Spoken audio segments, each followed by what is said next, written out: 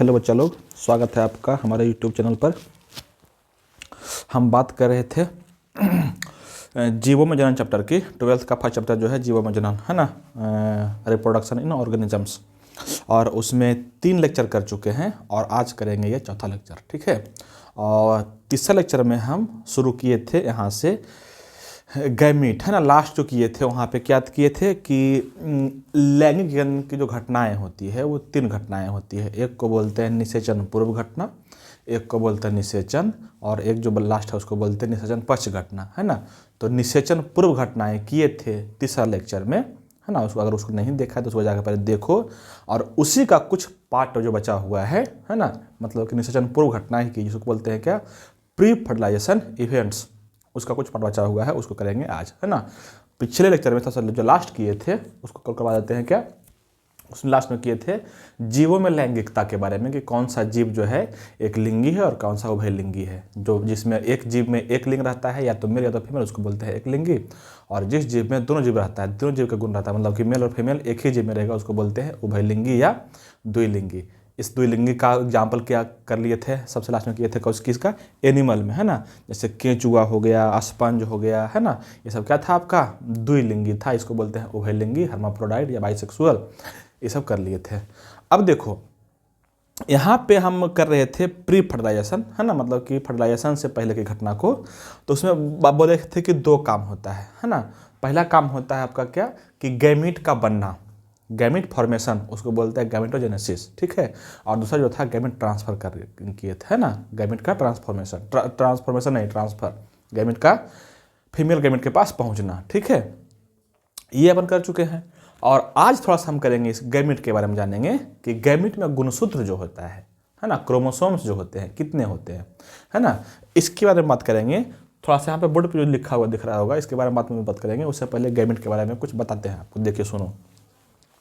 अगर हम बात करते हैं ना बच्चा युग्मक की, अगर हम बात करते हैं, इसको छोड़ दो अभी, अगर हम बात करते हैं किसकी, युग्मक की, है ना, युग्मक की, तो सुनो बात, यहाँ से सवाल बनेगा।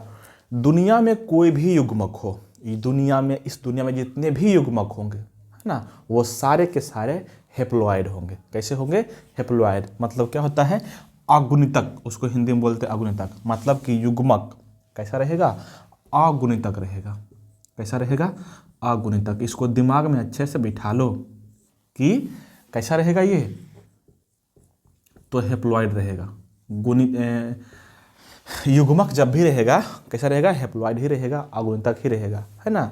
अच्छा, जब युग्मक होता है क्या, अगुणितक, तो ये सवाल है कि कैसे होता है अगुणितक। अच्छा, जिसको पता नहीं है कि द्विगुणितक और अगुणितक क्या होता है, तो उसके लिए थोड़ा बता देते हैं हम कि देखो बच्चा, जो जीव को आप पढ़े हैं ना कि इसमें क्रोमोसोम्स के डबल होते हैं, जैसे आप पढ़े होंगे कि मानव में 23 जोड़ी गुणसूत्र होता है, मतलब कि पूरा कितना था, 46 गो, लेकिन आप पढ़ते होंगे कि मानव में 23 जोड़ा गुणसूत्र होता है ना, 23 पेयर्स गुणसूत्र होते हैं। तो जिसमें पढ़ते हैं आपकी 23 पेयर्स होता है, गुणसूत्र जो है ना जोड़े में होता है।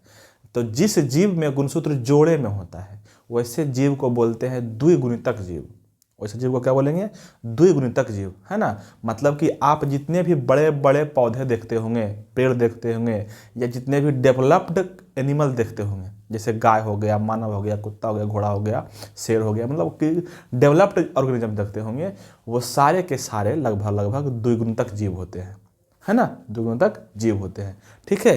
तो यहाँ पे हम एक बार पहले कर लेते हैं कि कौन होता है द्विगुणितक और कौन होता है अगुणितक, है ना। एक बात करते हैं पहले किसकी, अगुणितक की। किसकी बात करेंगे, अगुणितक के, है ना, अगुणितक। और एक बात करेंगे किसका, द्विगुणितक का। द्विगुणितक 11th क्लास में इसको अच्छे से पढ़ाते हैं, है ना। लेकिन यहाँ पे थोड़ा सा चर्चा आ गया तो बता देते हैं, लेकिन यहाँ सवाल बनता है, 12th में भी सवाल बनता है, नीट वगैरह में सवाल बनता है, तो सुनिएगा ध्यान से, ठीक है। देखो अभी हम क्या बोले हैं कि वैसे जीव जिसमें गुणसूत्रों की संख्या जोड़े में होती है, वैसे जीव को क्या बोलेंगे, द्विगुणितक जीव बोलेंगे। इसको क्या बोलेंगे, द्विगुणितक बोलेंगे, है ना। और वैसे जीव जिसमें गुणसूत्र जो है सिर्फ एकल होता है, उसमें जोड़ा में नहीं होता है, वैसे जीव को बोलेंगे अगुणितक जीव बोलेंगे। वैसे जीव को क्या बोलेंगे, अगुणितक जीव, है ना। जैसे क्या होता है सर, जैसे कौन सा जीव आता है सर, तो इसमें से हम एग्जाम्पल बता देते हैं। एग्जाम्पल यहाँ से बहुत बढ़िया पूछता है सवाल, याद रखना कि कौन से जीव अगुणितक होता है और कौन से जीव द्विगुणितक होता है ना। अच्छा, इसको अगुणितक को क्या बोलते हैं? हैप्लॉइड, और इसको बोलते हैं डिप्लॉइड। द्विगुणितक को इंग्लिश में क्या बोलते हैं? डिप्लॉइड बोलते हैं, डिप्लॉइड बोलते हैं इसको, और द्विगुणितक को। ठीक है, देखो अगुणितक में जो जीव आता है ना बच्चा, वो मुख्य रूप से शैवाल आता है। शैवाल, शैवाल क्या है? हमेशा और हमेशा कैसा रहेगा? अगुणितक रहेगा, अगुणितक रहेगा। ठीक है, और कवक, ये क्या हो गया? कवक, ये क्या है? अगुणितक है ना। और एक और रखना, ब्रायोफाइटा। ब्रायोफाइटा में जितने भी जीव पौधे आते हैं सारे के सारे क्या है? अगुणितक है। तो ये सब जल्दी आपको दिखता नहीं होगा, है ना। तो इसीलिए हम ये भी बोल रहे थे कि जितने भी आप विकसित जीव देखते हैं, जितने भी डेवलप्ड ऑर्गेनिज्म देखते हैं, ये सारे क्या होते हैं? द्विगुणितक होते हैं। और ये सब छोड़ के बाकी जितना भी आपको जीव दिखाई देता होगा, सब जो देखते होंगे, सारे के सारे द्विगुणितक होते हैं, है ना। तो आपको याद क्या रखना है? याद रखना है सिर्फ अगुणितक को, बाकी तो द्विगुणितक है ही है जितना भी रहेगा, है ना। समझ जाएगा। चलिए ठीक है, अगर हम बात कर लेते हैं तो ये समय क्या हो जाएगा? जैसे आ जाएगा यहाँ पौधा में, तो क्या हो जाएगा? टेरिडोफाइट, है ना। क्या हो जाएगा? टेरिडोफाइट हो जाएगा। बात करते हैं प्लांट की ही, तो क्या हो जाएगा? जिम्नोस्पर्म हो जाएगा, एंजियोस्पर्म हो जाएगा, एंजियोस्पर्म हो जाएगा। तो ये सारे क्या है? पौधे की बात करते हैं तो ये सारे क्या है? द्विगुणितक जीव है। अच्छा, हम लोग एनिमल में, है ना, जितने भी डेवलप्ड जीव देखते हैं ना, सारे के सारे क्या है? द्विगुणितक है। ठीक है, तो आपको याद रखना है ये बात। ठीक है, अब देखो यहाँ पे ये हो गया, आपको समझ में आ गया होगा कि द्विगुणितक जीव कौन है और अगुणितक जीव कौन है। ठीक है, अब देखो अगुणितक जीव अगर करता है लैंगिक जनन, सुनना, अगुणितक जीव करता है अगर लैंगिक जनन, ठीक है, तो लैंगिक जनन में क्या बता चुके हैं प्रोसेस के, लैंगिक जनन जो भी जीव करेगा ना, तो उसमें युग्मक बनेगा ही बनेगा, है ना। मतलब कि इसमें बनाना पड़ेगा क्या? युग्मक बनाना पड़ेगा। तो ये सारे जीव जो दिख रहा है वहाँ पे, यहाँ पे शैवाल हो गया, कवक हो गया, ब्रायोफाइट्स में जितने प्लांट होते हैं वो सब होता है। इसको अगर करना है लैंगिक जनन से जनन करना है, तो इसके में क्या बनाना पड़ेगा? इसमें बनाना पड़ेगा युग्मक। क्या बनाना पड़ेगा? युग्मक बनाना पड़ेगा। और युग्मक बनने के लिए अगुणितक जीव में समसूत्री विभाजन होता है। ये बात को आपको अच्छे से याद रखना है कि जितने भी अगुणितक जीव हैं, जितने भी अगुणितक जीव यहाँ पे आपको दिखाई दे रहा है ना, इसमें अगर बनाना है क्या? युग्मक। क्या बनाना है? युग्मक। तो इसको कौन सा विभाजन करना पड़ेगा? इसको विभाजन करना पड़ेगा कौन सा? समसूत्री करना पड़ेगा, समसूत्री विभाजन करना पड़ेगा। क्यों? इसलिए कि अगुणितक जीव में हमेशा और हमेशा समसूत्री विभाजन ही होता है। ठीक है, उसी प्रकार से आते हैं हम द्विगुणितक में, है ना। द्विगुणितक को 2n से इंडिकेट करते हैं, 2n से, है ना, और अगुणितक को इंडिकेट करते हैं n से। तो जहाँ पे लिखा रहेगा n, समझना कि अगुणितक जीव को इंडिकेट कर रहा है, और जहाँ पे लिखा रहेगा 2n, समझना कि द्विगुणितक को इंडिकेट कर रहा है। ठीक है, अब देखो द्विगुणितक जीव जो होता है ना, इसमें जो होता है क्या? अगर इसको करना है लैंगिक जनन, तो इसमें भी बनाना पड़ेगा क्या? बनाना पड़ेगा गैमीट, बनाना पड़ेगा क्या? युग्मक बनाना पड़ेगा।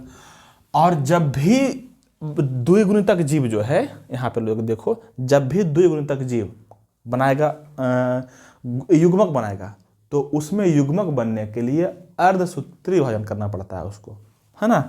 और आपको पता होगा कि 2n मतलब कि द्विगुणितक जीव में जब भी अर्धसूत्री विभाजन होता है, द्विगुणितक कोशिका में जब भी अर्धसूत्री विभाजन होता है, तो उसमें क्या बनता है? कोशिका 4 गो बनता है। कोशिका क्या बनता है? 2n कोशिका में अर्धसूत्री विभाजन होगा ना, तो कोशिकाएं 4 गो बनेंगी, है ना। और गुणसूत्रों की संख्या आधी हो जाएगी। गुणसूत्रों की संख्या कितना हो जाएगा? आधा हो जाएगा। मतलब कि मानव का एक कोशिका है, मानव का एक कोशिका है जिसमें गुणसूत्र है 46 गो। मानव का कोशिका है जिसमें गुणसूत्र कितना है? 46 गो। तो मानव का कोशिका अगर करेगा समसूत्र, अर्धसूत्री करेगा, यहाँ पे क्या करेगा? अर्धसूत्री। तो इस एक कोशिका से बनेगा 4 कोशिका। कोशिका क्या बनेगा? 4 गो बनेगा। लेकिन इसमें गुणसूत्र जो है ना रहेगा ना, वो रहेगा आधा, जिससे बना है उससे आधा। मतलब कि 23 गुणसूत्र पर विभाजन किया है ना, तो इसमें बनेगा 4 गो कोशिका, लेकिन इसमें गुणसूत्र कितना रहेगा? आधा। मतलब 23 गुणसूत्र सभी में रहेगा। ठीक है, तो द्विगुणितक जीव के कोशिका में जब विभाजन होता है ना, तो समसूत्री होगा तो समान गुणसूत्र ही रहेगा, मतलब 46 का 46 ही रहेगा। लेकिन जैसे ही अर्धसूत्री विभाजन होगा तो उसमें गुणसूत्रों की संख्या आधी रह जाएगी। ठीक है, बात समझ में आ गया। अब देखो यार बात करते हैं, अगुणितक जीव में क्या किया था, समसूत्री विभाजन किया था। तो इसका जो युग्मक बनेगा कैसे बनेगा, तो जीव ही अगुणितक है तो इसका युग्मक भी कैसा रहेगा, अगुणितक ही रहेगा। मतलब कि अगुणितक जीव का युग्मक कैसे बना, समसूत्री विभाजन के द्वारा, और इसका युग्मक कैसा बना, अगुणितक ही बना। ठीक है, जबकि द्विगुणितक जीव जो है, द्विगुणितक जीव जो है उसमें गुणसूत्र कैसे बनता है, तो उसमें गुणसूत्र बनता है अर्धसूत्री विभाजन के द्वारा, है ना, और उसमें गुणसूत्रों की संख्या आधी रह जाती है, आधी, इसलिए उसका नाम है अर्धसूत्री। ठीक है, जैसे मानव के कोशिका है जिसमें गुणसूत्र है 46 को, तो इसमें अगर अर्धसूत्री विभाजन होगा ना तो इसमें गुणसूत्र की संख्या तय से ही रह जाएगा, आधा हो जाएगा। लेकिन यही 46 कोशिका में अगर समसूत्री विभाजन होगा ना तो इसमें कोशिका द्वयी को बनेगा, लेकिन गुणसूत्र की संख्या सेम रह जाएगा, समान रह जाएगा, इसलिए उसका नाम है समसूत्री, है ना। 46 गुणसूत्र इसमें भी है और 46 को इसमें भी रह जाएगा, तो समसूत्री होगा तो 46 ही बनेगा। लेकिन द्विगुणितक जीव में जब भी इसको युग्मक बनाना होता है ना, जिस कोशिका से विभाजन करके बनता है युग्मक, उसमें गुणसूत्रों की संख्या आधी रहती है। ठीक है, तो अब देखो, अगर कोई द्विगुणितक जीव है, जैसे ये सारे क्या है आपको, द्विगुणितक जीव है, तो इसमें बनना है गुणसूत्र, इसमें बनना है, इसमें क्या युग्मक बनना है, इसमें बनना है क्या, युग्मक। तो युग्मक बनने के लिए क्या करना पड़ेगा, इसको अर्धसूत्री विभाजन करना पड़ेगा। क्या करना पड़ेगा, इसको अर्धसूत्री विभाजन करना पड़ेगा। और आपको पता है कि अर्धसूत्री विभाजन में जब द्विगुणितक जीव करता है अर्धसूत्री विभाजन तो उसमें गुणसूत्रों की संख्या आधी रह जाती है। मतलब कि यहाँ पे गुणसूत्र में क्या हो जाएगा, अब यहाँ पे था 2n, द्विगुणितक को किससे इंडिकेट किए थे, 2n से, है ना। तो इसका जो गैमेट बनेगा, इसका जो युग्मक बनेगा, उसमें क्या हो जाएगा, आधा रह जाएगा। मतलब कि इसमें गुणसूत्रों की संख्या आधी रह जाएगी। ठीक है, इसमें गुणसूत्र कितना जाएगा, आधा का मतलब सिर्फ आधा रह जाएगा। ठीक है, तो यहाँ से ये बातें आपको ठीक से करनी है, ठीक से। और उसके बाद यहाँ तक आपको समझ में आ गया होगा कि द्विगुणितक क्या हो गया, अगुणितक हो गया। मतलब कि यहाँ से हमेशा रखना है कि ये युग्मक जो रहेगा, युग्मक, है ना, युग्मक क्या रहेगा, हमेशा और हमेशा क्या रहेगा, ये अगुणितक रहेगा। हमेशा और हमेशा क्या रहेगा, अगुणितक ही रहेगा, ये द्विगुणितक नहीं हो सकता है। ठीक है, तो यहाँ से ये बात रखना है। ठीक है।